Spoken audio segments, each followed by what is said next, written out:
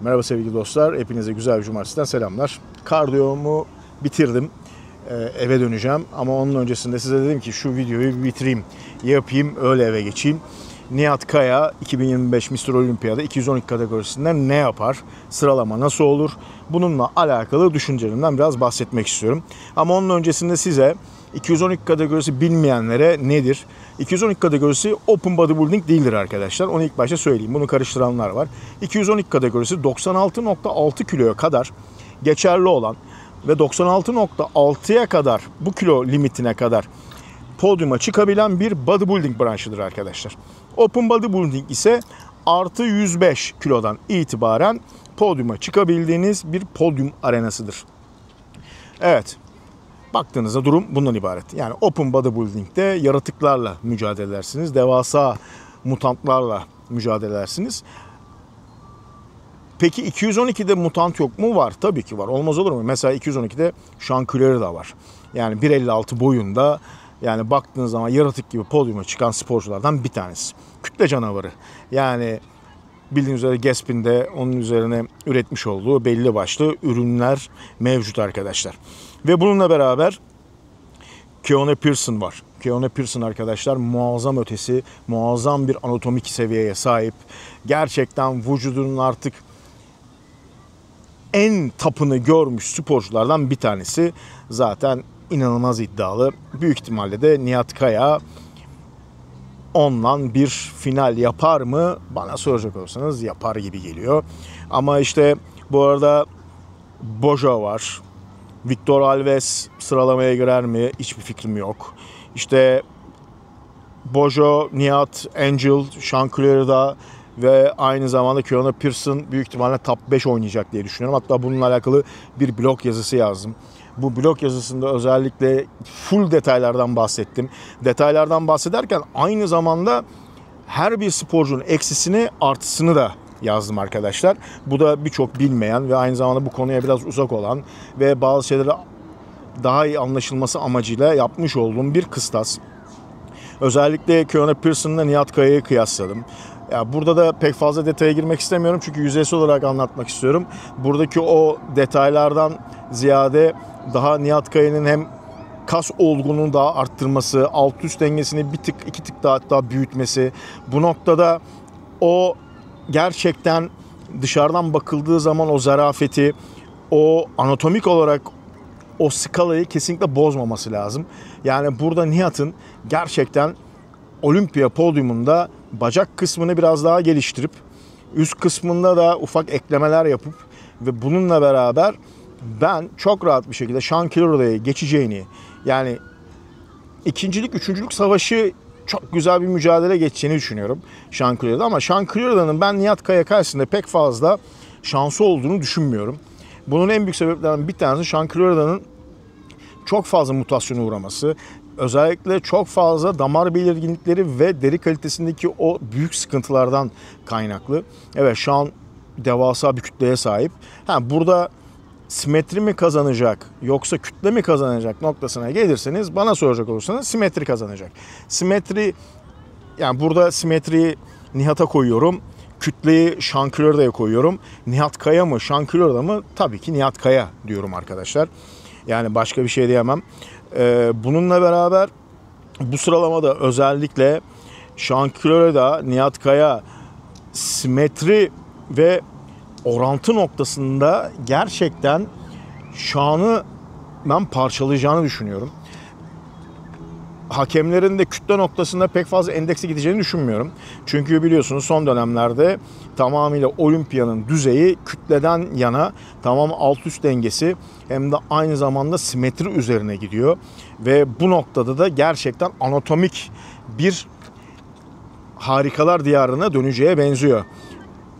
Büyük bir sıkıntı olmazsa, Keone Pearson ne bileyim kafasına saksı düşmezse, yani ikinciliğe düşebileceğini zannetmiyorum. Çünkü gerçekten Keone Pearson'ı şöyle nitelendirebiliriz. Sean Clary ile Keone Pearson esasında bir kıstas yapalım. Sean Clary'da kütle yaratığı, Keone Pearson hem kütle yaratığı hem simetri manyağı. Yani adamda her ikisi de var. İşte burada da Nihat'ın inanılmaz bir şekilde orada takılacağını düşünüyorum. Ama zaten biz bu sene ülke olarak, bayrak olarak gerçekten mükemmel bir gurur kaynağı yaşayacağımızı düşünüyorum. Ve dünya bir Türk'ün bir Olimpiya podyumunda 212 kategorisinde 212 bodybuilding branşında nasıl bir yer edindiğini görecek.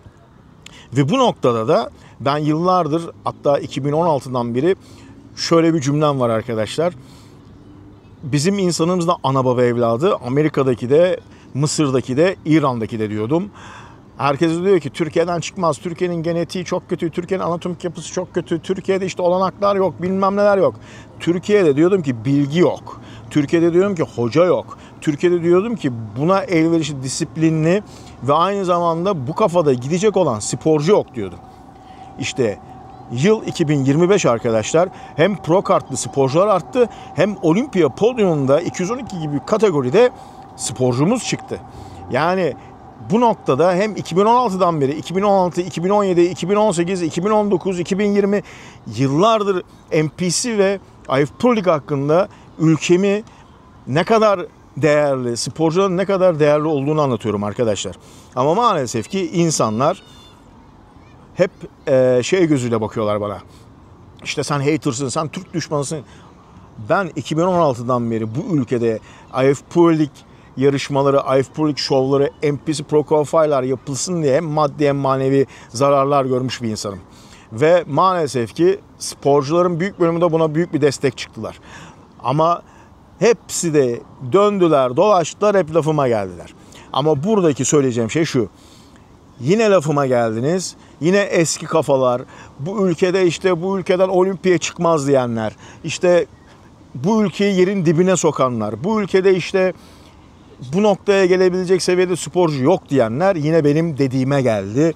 Benim dediğimde 2025 yılında, bakın 2018'de Avrupa'ya açıldı NPC Pro Qualifier.